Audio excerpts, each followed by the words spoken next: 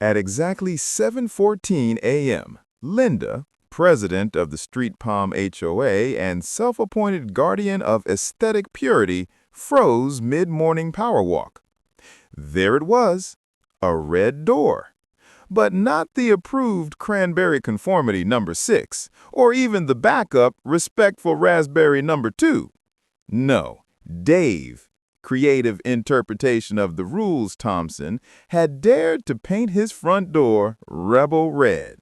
A shade so bright, it practically screamed, "I pay my mortgage, you can't stop me." Linda clutched her clipboard like it was a defibrillator. "This is anarchy," she whispered to no one. Across the street, Sarah's blinds twitched. A camera flashed. 3 seconds later, a blurry photo appeared on the Street Palm neighborhood app with the caption, "Warning, possible code red situation. Door is too red? Investigation pending." Meanwhile, Dave stepped outside with his coffee, admiring his handiwork. "Morning, Linda," he said cheerfully. "How do you like the new door? Matches my toolbox." Linda inhaled so sharply it could have powered a wind turbine. "It's not on the list." She held up the H.O.A. color compliance pamphlet, 78 pages long and laminated for durability. Dave shrugged. It looked like approved shade adjacent. "Adjacent!" Linda shrieked, echoing off the cul-de-sac.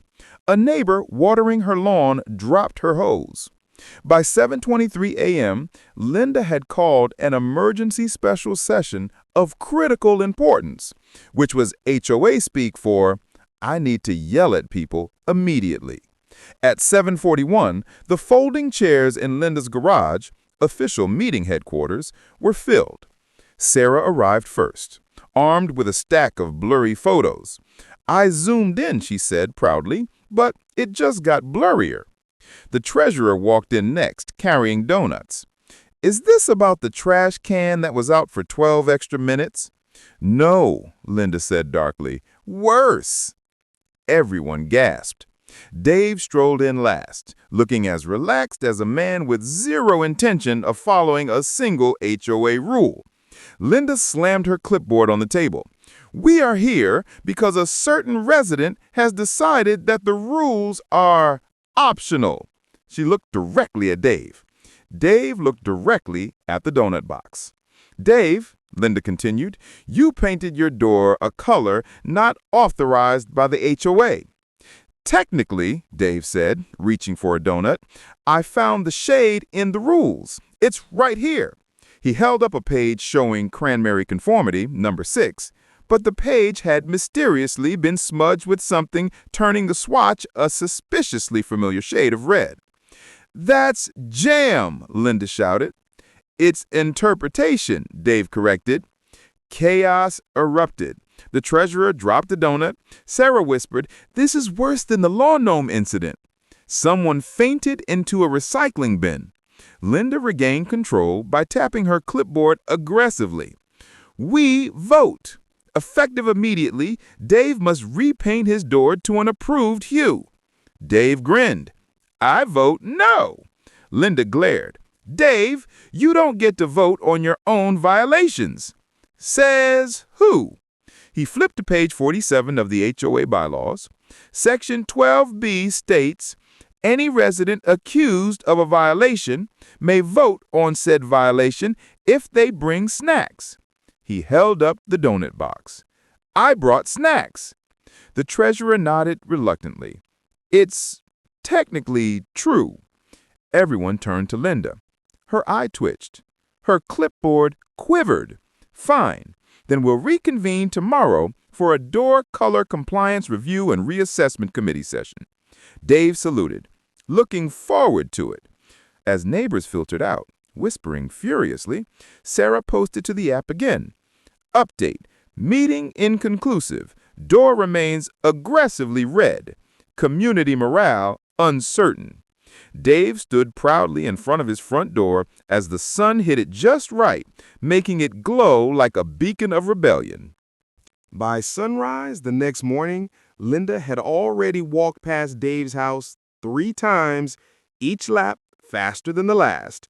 The door was still red, blazing, unapologetic, mood-ruining red. Linda muttered, "Menace," as she jotted something on her clipboard so furiously the pen nearly snapped. Inside her house, she prepared for the Door Color Compliance Review and Reassessment Committee session, which, despite sounding official, consisted mostly of Linda reading rules out loud until people gave up. Meanwhile, Dave was on his driveway, polishing his vintage car and humming happily, as if he weren't the center of the HOA's most critical crisis since the notorious rock garden of questionable shape. "Morning, Linda," he called. "Door's holding up great. Really makes the house pop, don't you think?" "It pops all right," Linda snapped. "Like a fire hazard, like a criminal act, like a—" "Color choice?" Dave offered. Linda pressed her lips together so tightly they nearly vanished. The meeting begins. At 9 a.m., neighbors once again gathered in Linda's garage, folding chairs, donuts, and tension included. Sarah sat front row with a manila folder labeled Door Evidence. It was filled with pictures so blurry you could barely tell if the door was red or a large strawberry. The treasurer entered carefully, making sure not to take sides. He placed a fresh donut box on the table. Neutral offerings in a time of war. Dave arrived last, as usual, sipping iced tea and looking like someone who actually enjoyed H.O.A. drama. "Order!" Linda slammed a ruler against her clipboard. "This meeting will address the ongoing chaos caused by an unapproved door color." Dave raised his hand. "Actually, there's nothing chaotic about the door. It's very calm." Gasps. Sarah fanned herself dramatically. Linda ignored him. "According to the HOA color guide, there are 16 acceptable reds. 16. You chose the 17th. Dave shrugged. "I like to think outside the paint swatch. That is not allowed here." Linda clicked a slideshow remote. A projector lit up the garage door with a giant title slide. "Why Dave's Door is a Threat to Community Stability." Slide 1, a picture of the red door. Slide 2, a picture of a different red door approved by the HOA. Slide 3, the 2 pictures layered atop each other with the caption, "See the difference?" Everyone squinted. Sarah whispered, "Honestly, I can't tell." Linda spun around so fast, her visor nearly flew off. "You can't!" The treasurer raised a cautious hand. "We might need a scientific test." Dave perked up. "Now this is getting interesting." The scientific door test. 10 minutes later, the entire HOA board stood in Dave's driveway. Linda held a ruler, a laser level, and a color-calibrated chart. She looked like she was about to measure the wavelength of a crime scene. "Step aside, Dave," she said. "This requires precision." Dave took a sip of iced tea. "Knock yourself out." Linda pressed the color chart against the door, measured shadow angles, tapped the door twice, for good luck, I think, and squinted deeply as if sheer disapproval could alter physics. Sarah documented the whole thing from behind her blinds across the street, live posting updates. HOA testing door. Linda tapping door, no idea why. Laser involved, situation escalating. Dave drinking iced tea like a villain. After several dramatic gasps and clipboard scribbles, Linda straightened up. "I have the results," she announced. The neighbors leaned in. Even the mailman paused. Linda declared, "This door is 1 shade brighter than the brightest approved shade in the HOA guide." Dave blinked. "1 shade? Like barely noticeable?" Linda looked offended. "Barely noticeable violations are still violations." The treasurer cleared his throat. "Actually, page 53 says that if a color is within 1 shade variance, it can be considered transitional compliance." Linda flipped through the rulebook at light speed. "Page 53 is a typo," she insisted. "Linda," the treasurer said gently, "it's been there 8 years." Dave grinned. Sounds like my door is transitional then. Linda's eye twitched so hard it might have qualified as a small earthquake. The standoff. For a long, silent moment, the entire committee looked between Linda and Dave like spectators at a tennis match. Finally, Linda said, "Fine. If the rules have failed us, then we escalate." Sarah gasped loud enough to scare a passing jogger. "Escalate how?" Dave asked. Linda raised her clipboard like a sword. "With a community vote." Dave blinked. "A vote? Over a door?" Linda nodded with the solemnity of someone declaring a duel at dawn. "Yes, a door that threatens our property values and moral fabric." Within minutes, neighbors were gathering again, this time in the cul-de-sac. Lawn chairs appeared, someone brought popcorn, a few people live-streamed. Linda stood on a step stool for dramatic height. Dave leaned casually on his mailbox. "Neighbors of Street Palm, we vote. Should Dave repaint his door?"